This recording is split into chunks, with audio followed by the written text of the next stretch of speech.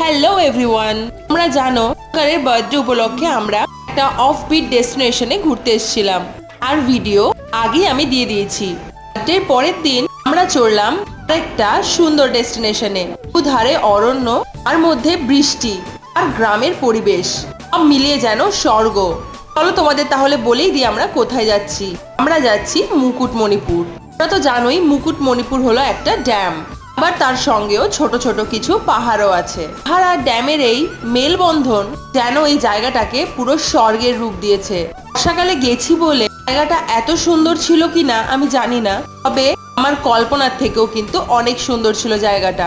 প্রাকৃতিক সৌন্দর্য যে এত সুন্দর হতে পারে আমি মুকুটমণিপুর না গেলে বুঝতে পারতাম না। ড্যাম ছিল পুরোপুরি জলে ভরা আর অপর দিকে ছিল মুকুটের মতো স্থিত পাহাড়, কথায় যেন স্বর্গ। তোমাদের এই প্রাকৃতিক সৌন্দর্য কেমন লাগলো কমেন্টে জানাতে ভুলো না।